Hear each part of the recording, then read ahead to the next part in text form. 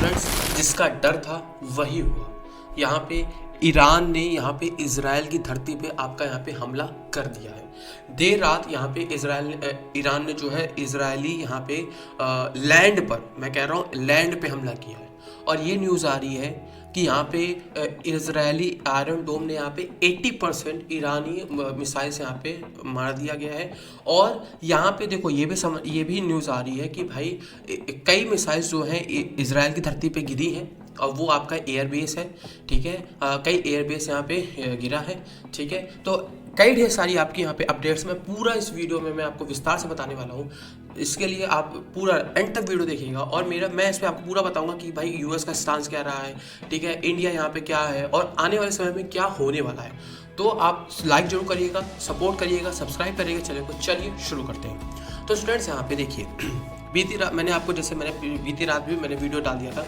यहाँ पे बहुत जल्द यहाँ पे यूएस से कह रहा है बहुत जल्द यहाँ पे वॉर हो जाएगी और सही में यहाँ पे वॉर स्टार्ट हो गई है। ईरान यहाँ पे हमला करेगा और गारंटी यहाँ पे होना था, क्योंकि यहाँ पे क्या हुआ है, यहाँ पे जो ईरान के कई ढेर सारे जो बैलिस्टिक मिसाइल्स हैं, मैं कह रहा हूँ बैलिस्टिक मिसाइल्स का भी इस्तेमाल किया गया है। और आपका यहाँ पे ड्रोन्स अटैक्स हुए हैं कई ढेर सारे। साइबर आपका यहाँ पे पहले तो मतलब हमला करने से पहले तो इजराइल में साइबर अटैक हुआ था, उसके बाद यहाँ पे आपका यहाँ पे हमला यहाँ पे हुआ। तो क्यों यहाँ पे किया गया था, मतलब ईरानियों द्वारा इस वजह से किया गया था ताकि उनके जो यहाँ पे कई ढेर सारे जो डिफेंस इक्विपमेंट्स हैं वो काम करना बंद करें। और ईरान के जो मतलब यहाँ पे क्या है, ईरान के जो डिफेंस है, मतलब यानी कि जो आपके मिसाइल्स है वो यहाँ पे पूरे तुरंत गिर जाए, मतलब सिक्योरिटी ना दे पाए, इजरायली डिफेंस सिस्टम कमज़ोर पड़ जाए। इसी वजह से यहाँ पे ये साइबर अटैक हुआ। ऐसे न्यूज़ आई कि यहाँ पे 80%, सॉरी फॉर दी तो यहाँ पे न्यूज़ आई कि यहाँ पे 80%, ठीक है, इजराइल के आयरन डोम ने यहाँ पे काम करना कर दिया था, मतलब ईरानी मिसाइल्स को यहाँ पे वो कर दिया, ठीक है, मतलब ख़त्म कर दिया। लेकिन 20% मिसाइल भी यहाँ पे दागे गए हैं। तो आप फिर भी समझ लो, क्योंकि देखो हाँ अब यहाँ पे कहोगे क्योंकि जो यहाँ पे आयरन डोम सिस्टम है वो यहाँ पे 80% क्यों कार्य कर रहा है, वो तो कहते थे 90% एफिशिएंट, क्योंकि देखो प्लीज समझने का प्रयास करो। जो आयरन डोम है वो बेसिकली यहाँ पे बनाया गया था यहाँ पे शॉर्ट रेंज के लिए, ठीक है, शॉर्ट रेंज जो मिसाइल्स हैं।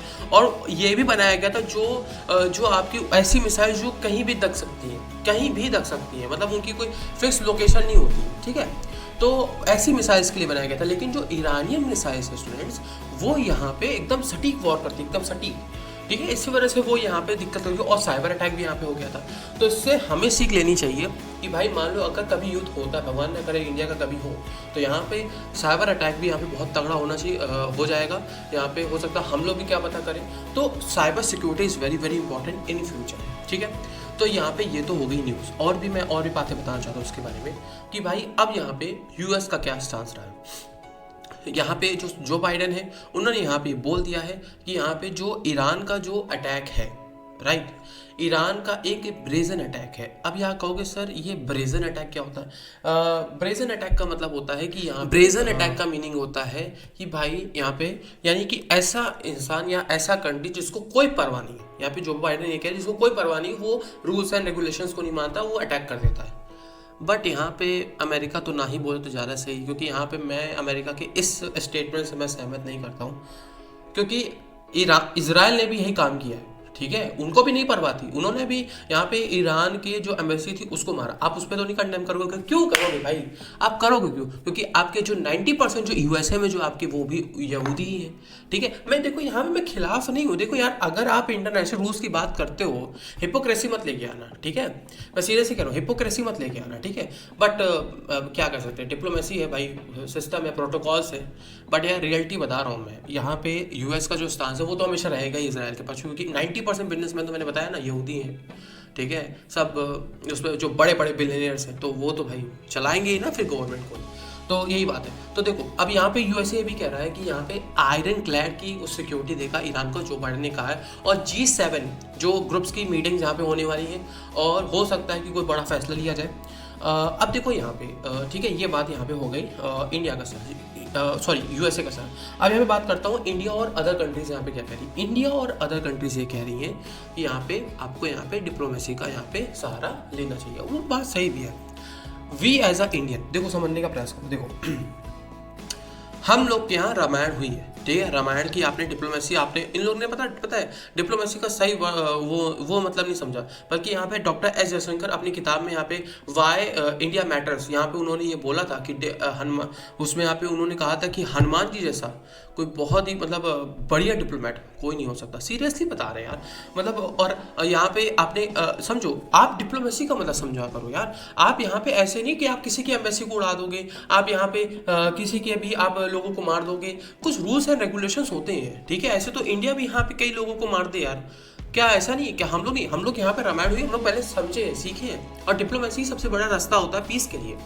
आज के समय में यहाँ पे जो सब, गांधी जी को अब यहाँ पे याद करने की बारी आ गई भाई साहब। ये एरा स्टार्ट होने वाला है वर्ल्ड वॉर का, समझ लो, ये बात याद रखना। क्योंकि अब लैंड पे स्ट्राइक हो रहा है, मिसाइल स्ट्राइक हो रहा है, ये बहुत बड़ी चीज है, समझ रहे हो ना। तो diplomacy is very very important, ठीक है। अब देखो यहाँ पे आगे क्या होता है, इसके लिए और क्या अपडेट होगी मैं वीडियो डाल दूंगा। अब दूसरी बात, अब यहाँ पे क्या होगा, ठीक है। मेरा प्रेडिक्शन क्या कहता है, मेरा अकॉर्डिंग टू मी 2 प्रेडिक्शन है यहाँ पे, देखो समझने का प्रयास करो।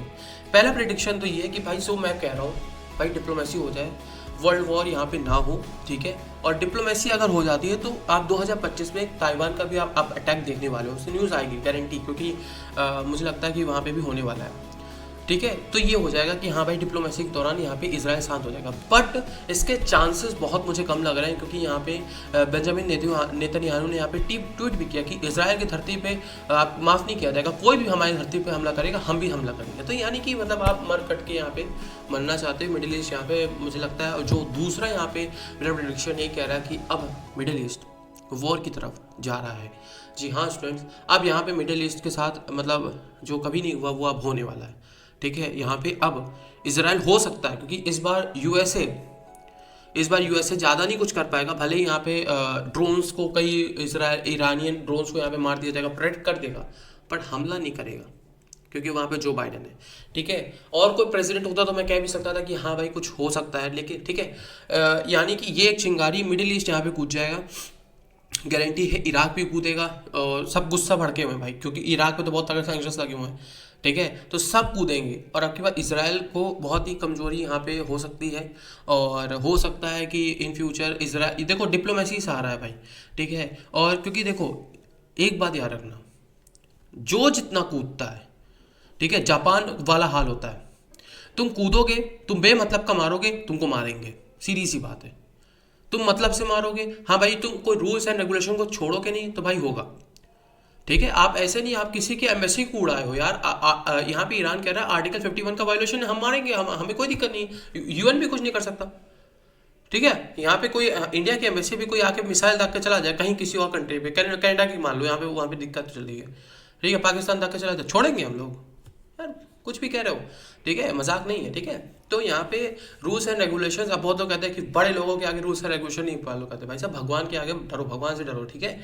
भगवान ही सब कुछ है, ठीक है। आप ये लोग सोचते ही भगवान से बड़े हैं ये लोग इंसानियत के लोग। मैं नहीं कह रहा हूँ, मैं कह रहा हूँ उन सभी नेता के, मैं वो कह रहा हूँ यार, ह्यूमैनिटीज़म आपके अंदर कुछ है कि नहीं है यार। आप लोग अपने बड़े उसके पक्के हो कि भाई यहाँ पे यू नो लड़ लोगे, मार काट कर लोगे। अरे इंसानियत कुछ होती कि नहीं? अरे इंसानियत का धर्म है बचाना, ठीक है। तो मैंने यही बताया कि जो दूसरा मैंने आपको प्रेडिक्शन दे दी कि यहाँ पे लड़ाई होगी, और हो सकता है वर्ल्ड वॉर 3 के अब आप एरा में आ चुके हो, ठीक है। तो खबर ही है आपके लिए।